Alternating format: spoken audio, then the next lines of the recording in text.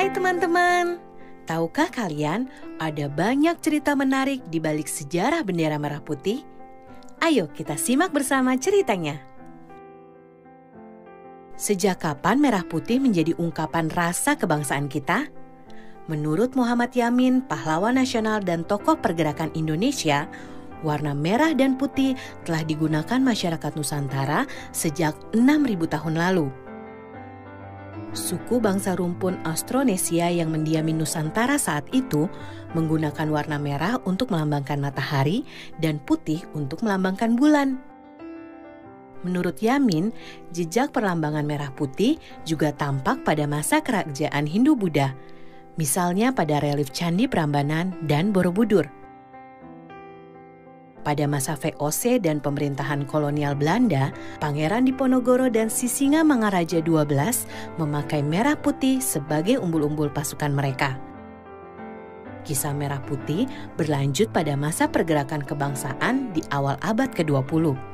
Para pelajar Perhimpunan Indonesia di Belanda memiliki bendera yang berwarna merah putih dengan kepala kerbau di tengahnya. Pada tahun 1939, Organisasi Gabungan Partai Politik Indonesia kemudian menghilangkan gambar kepala kerbau dari bendera dan jadilah bendera merah putih seperti yang kita kenal saat ini. Menjelang proklamasi kemerdekaan Indonesia, Ibu Fatmawati menjahit bendera pusaka merah putih yang kemudian dikibarkan pada saat proklamasi kemerdekaan 17 Agustus 1945. Sehari setelahnya, Panitia Persiapan Kemerdekaan Indonesia mengesahkan bendera merah putih sebagai bendera negara Indonesia. Untuk menjaga kondisinya, sejak tahun 1969, bendera pusaka tidak pernah lagi dikibarkan. Tahukah kalian di mana bendera pusaka disimpan? Kalau kalian menjawab Istana Merdeka, betul sekali. Bendera pusaka hanya dikeluarkan setiap upacara 17 Agustus di Istana Merdeka. Sang merah putih adalah salah satu simbol semangat dan persatuan bangsa Indonesia yang paling penting. Karena itu, sudah selayaknya kita menghormatinya dan tidak sembarangan menggunakannya. Setuju teman-teman? Sampai jumpa lagi di cerita menarik sejarah Indonesia lainnya ya.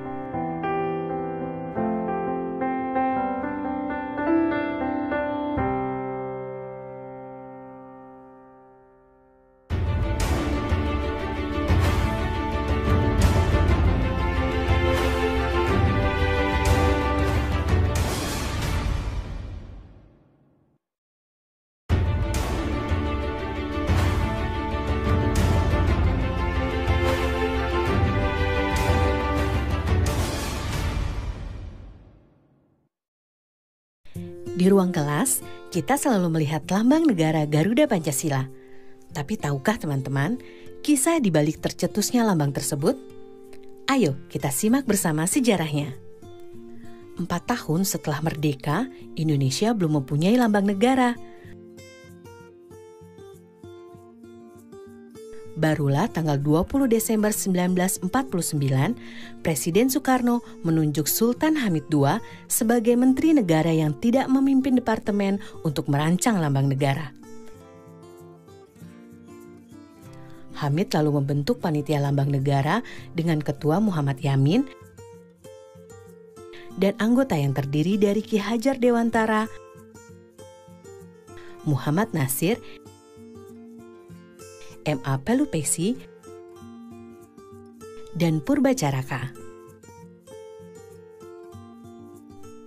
Mereka bertugas menyeleksi rancangan lambang negara dari sayembara yang diadakan pemerintah. Dari hasil sayembara, ternyata rancangan yang terpilih adalah karya Sultan Hamid II dan Muhammad Yamin. Namun, pemerintah menolak rancangan Yamin karena dianggap mengandung simbol-simbol Jepang. Hamid menggambar figur burung Garuda berdasarkan masukan Ki Hajar Dewantara yang mengumpulkan gambar mitologi Garuda dari beberapa candi di Jawa. Sketsa itu juga dibuat berdasarkan pengamatannya pada lambang-lambang negara lain yang menggunakan burung elang Raja Wali dengan perisai di dada. Gambar rancangan Hamid diterima pemerintah tanggal 10 Februari 1950. Lalu, 11 Februari 1950, Garuda Pancasila ditetapkan sebagai lambang negara Indonesia. Presiden Soekarno kemudian menyempurnakan 3 hal dari sketsa Hamid. Pertama, menambahkan jambul di kepala Garuda. Kedua, mengubah arah cakar Garuda supaya tidak terlihat terbalik. Ketiga, mengganti pita merah putih dengan pita bertuliskan Bhinneka Tunggal Ika dalam cengkraman Garuda. Akhirnya, setelah 4 kali dilukis ulang oleh Dullah, pelukis istana saat itu, sketsa karya Hamid menjadi lambang negara seperti yang kita kenal sekarang. Jumlah helai bulu pada sayap, ekor, dan leher Garuda melambangkan tanggal proklamasi kemerdekaan. Di dadanya terpampang Pancasila sebagai dasar negara, dan kakinya mencengkram kuat Bhinneka Tunggal Ika sebagai semboyan negara kita.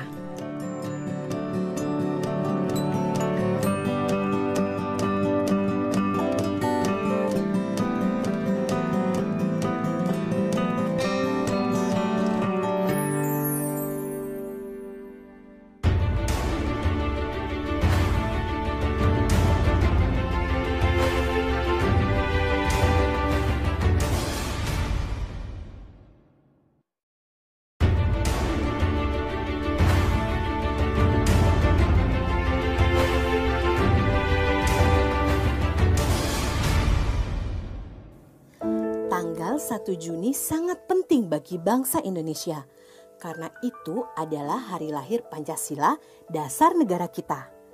Bagaimana sejarahnya? Kita simak bersama yuk teman-teman. Kelahiran Pancasila tidak terlepas dari peran Badan Penyelidik Usaha Persiapan Kemerdekaan Indonesia yang disingkat BPUPKI.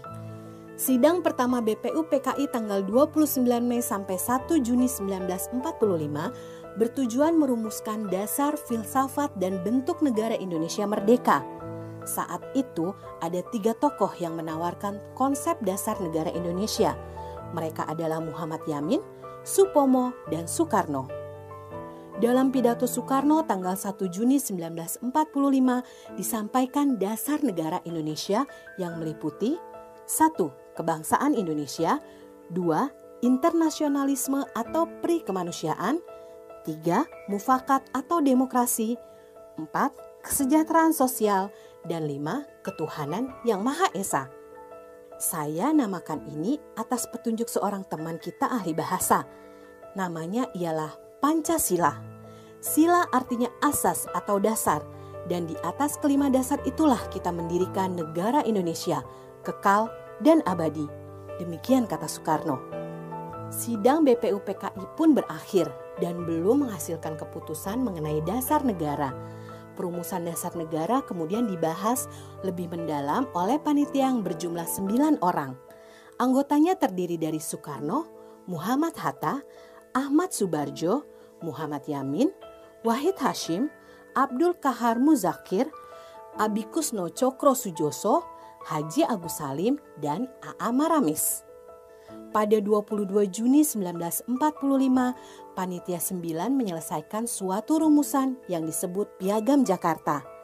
Sebelum disahkan, sila pertama dari Piagam Jakarta yang berbunyi ketuhanan dan kewajiban menjalankan syariat Islam bagi pemeluk-pemeluknya diubah menjadi ketuhanan yang Maha Esa. Perubahan tersebut sebelumnya telah didiskusikan kepada 4 tokoh Islam, yakni Ki Bagus Hadi Kusumo, Wahid Hasim, Mr. Kasman Singo-Dimejo, dan Teku Muhammad Hasan. Tanggal 18 Agustus 1945, Panitia Persiapan Kemerdekaan Indonesia mensyahkan Undang-Undang Dasar 1945, termasuk Pancasila sebagai dasar negara yang terdapat dalam bagian pembukaan dengan bentuk yang kita kenal sekarang.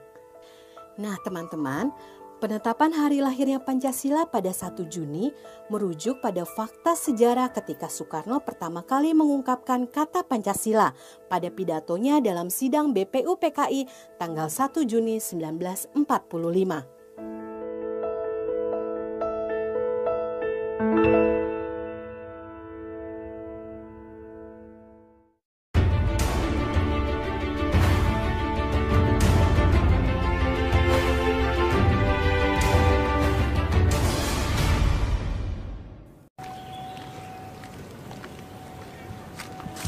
Punten, Kang. Sono lu. Pipis kok duet. Nah, semoga dengan gini jadi lebih banyak yang memperhatikan mereka, Joy. Keren juga lu, Koy. Keadilan sosial bagi seluruh rakyat Indonesia. Cabut deh. Ayo. Studi banting, studi banting, studi banting. Woi.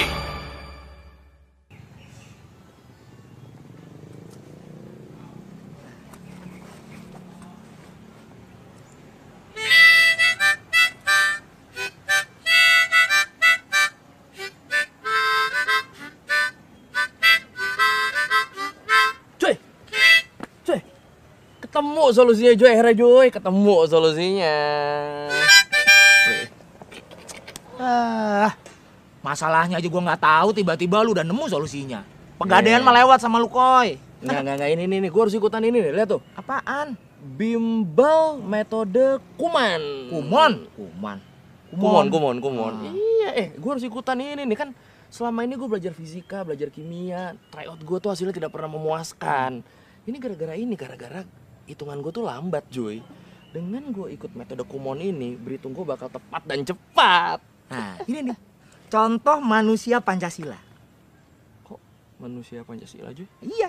Butir-butir Pancasila, sila kelima.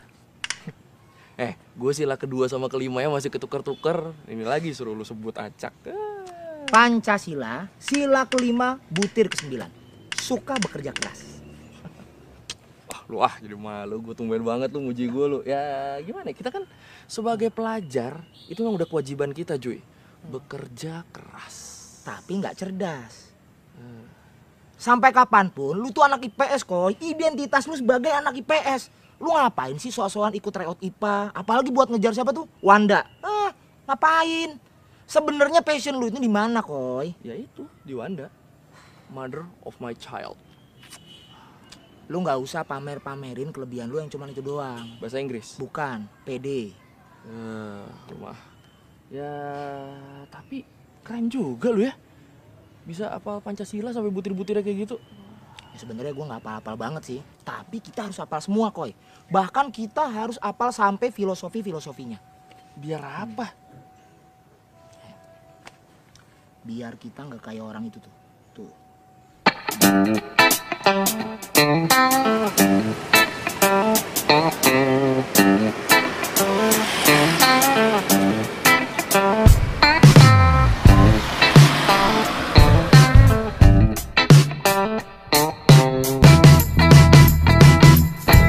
Iya kan? Udah jelas-jelas ada tulisan dilarang parkir. Masih aja dia parkir di situ. Mungkin bagi mereka, P dicoret itu artinya dilarang pindah. Jadi mobilnya diem, otaknya yang pindah tuh. Udah kayak gua aja. Nah, tuh Koy, tuh. Dia itu lagi masang tanda dilarang merokok. Tapi sambil ngisep rokok. Aneh kan? Nah, iya, karak halus. My life, my adventure.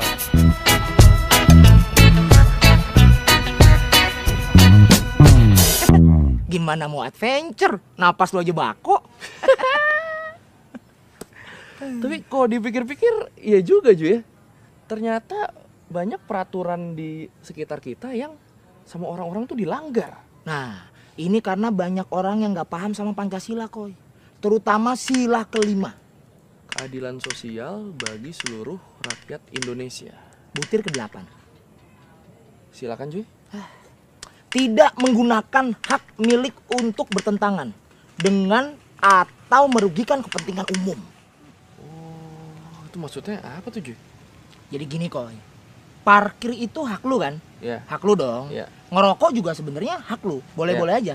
Tapi kalau semuanya itu dilakukan di sembarang tempat, pasti ada aja orang yang dirugikan, Koy. Itu kenapa peraturan itu harus ditegakkan.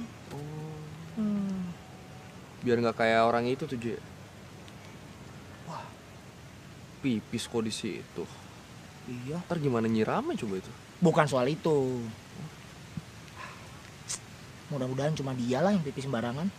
Iya cuy. Punten Kang. Sono lu. Pipis kok duet. Cie, jauh-jauhan cie. Ih, marahan ya. So sweet. Wih. Ngomong apa lu? Sini lu.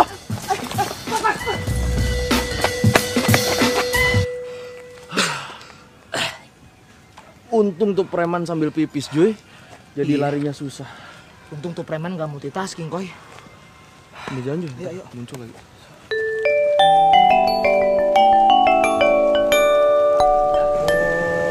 Jadi berarti sebenarnya nggak semua peraturan itu harus ditulis ya Ju ya? Waduh. Sebenarnya gini, Koy. Peraturan yang ditulis aja, kadang orang banyak yang langgar. Apalagi yang gak ditulis. Oh, itu kenapa peraturan yang itu dibikin jelas banget tuh Ju ya? Yang mana sih? Itu tuh yang itu, zona selamat sekolah. Iyalah, karena daerah ini banyak anak sekolah. Kalau banyak tukang dagang kan zona balik modal. Nggak, Koy, gini, Koy. Kalau siang-siang, ini anak sekolah banyak yang berlalu lalang di sini, Koy. Makanya dibikin tulisan zona selamat sekolah, itu biar kendaraan yang lewat sini bisa hati-hati. Ini gambar apa sih?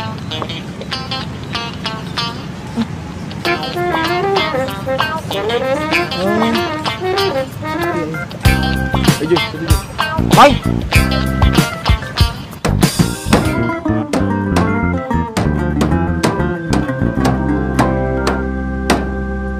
Nah, semoga dengan gini jadi lebih banyak yang memperhatikan mereka, Joy.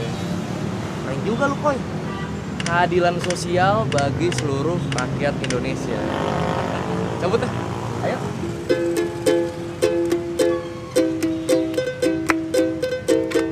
Aing teu hayang mikiran masa depan. Rek sakola, rek kuliah, awa duitna. Hirup di zaman ayeuna teh pabeli terbiaya kahirupan. Hampura mah, hampura bapa, terpaksa kuring hidup di jalan. Rek neangan masa depan Nusa Jatri. Rek sakola, rek kuliah, awa duitna. Hidup di zaman ayeuna teh pabeli terbiaya kahirupan. Pabeli terbiaya kahirupan.